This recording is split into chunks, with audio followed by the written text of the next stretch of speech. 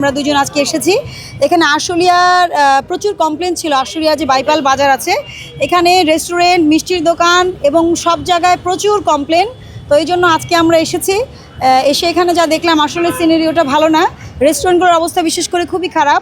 এখানে ওনাদের একটা টেন্ডেন্সি এমন যে এখানে নিম্ন মধ্যবিত্ত অথবা শ্রমিক শ্রেণীর লোকজন খাওয়া দাওয়া করে, সুতরাং এখানে মনে হয় হাইজিন ফুড কোয়ালিটি মেনটেনের প্রয়োজন নাই। কিন্তু এটা তো খুবই ভুল ধারণা, কারণ আমরা মানুষ, সবাই মানুষ, সবার জন্য ফুড কোয়ালিটি সেম হবে, ফুড সেফটি রিকোয়ারমেন্টটা সেম হবে।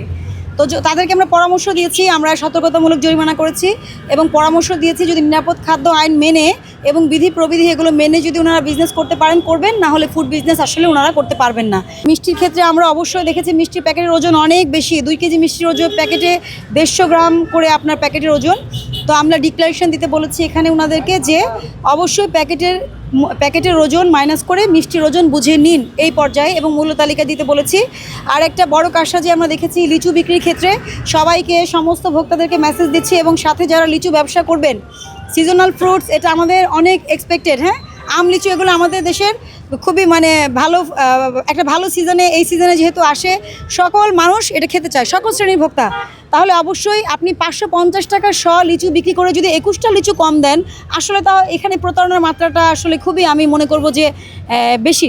অতএব এক্ষেত্রে অবশ্যই ব্যবস্থা নিতে হবে। আমরা কিন্তু লিচু বিক্রেতা তাকে 5000 টাকা জরিমানা আরোপ করেছি যে 100তে উনি 100টা লিচুতে 21টা লিচু কম দিয়েছেন। এটা আসলে অ্যালার্মিং। তো আমি সবাইকে এই মেসেজটা দিতে চাই, যারা লিচু বিক্রি করছেন অবশ্যই আপনারা 100টা, যেহেতু মূল্যটা আপনারাই নির্ধারণ করছেন, 400 থেকে 550, 600, 700, এক একজনেরটা মূল্য এক এক রকম, প্রত্যেকটা লিচুর দাম আছে।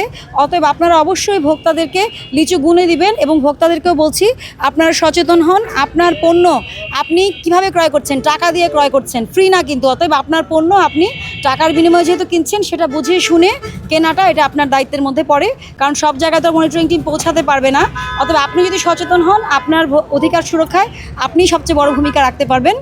আর পরিবহনের ক্ষেত্রে আমরা বলতে চাই, আজকে আমরা একটু ভোক্তাদের কাছে একটু শুনলাম কমপ্লেন, যেহেতু ঈদুল আজহা আসতেছে সামনে, ঈদ উল ফিতরের সময় আমরা কিন্তু ব্যাপক মনিটরিং করেছি, আপনারা দেখেছেন, এবং তার সুফলও ভোক্তারা ভোগ করেছে। তো আমরা আজকে বলে দিয়েছি এখানে কাউন্টারগুলোতে যেন অবশ্যই বিআরটিএ কর্তৃক নন এসি বাসের যে নির্ধারিত মূল্য রয়েছে, ভাড়া রয়েছে, আদায়যোগ্য ভাড়া, তার চেয়ে 1 টাকা বেশি কেউ নিতে পারবেন না। এবং সকল ভোক্তাদেরকে বলছি টিকিট ক্রয়ের পূর্বে আপনারা বিআরটিএ কর্তৃপক্ষ কর্তৃক নির্ধারিত ভাড়া দেখবেন। আরেকটা বিষয় বলছি, ভোক্তা অধিদপ্তরে অবশ্যই আপনারা অভিযোগ করতে পারবেন, আমাদের সিসিএমএস সফটওয়্যার আছে, হটলাইন আছে, কিন্তু অবশ্যই যার বিরুদ্ধে অভিযোগ করছেন তার সুনির্দিষ্ট নাম ঠিকানা প্রদান করতে হবে। শুধুমাত্র গাবতলী কাউন্টার বা এই যে বাইপাল কাউন্টার এভাবে দিলে কিন্তু আমরা হিয়ারিং করতে পারি না, চিঠিটা আমরা জারি করতে পারি না, শুনানির নোটিশ।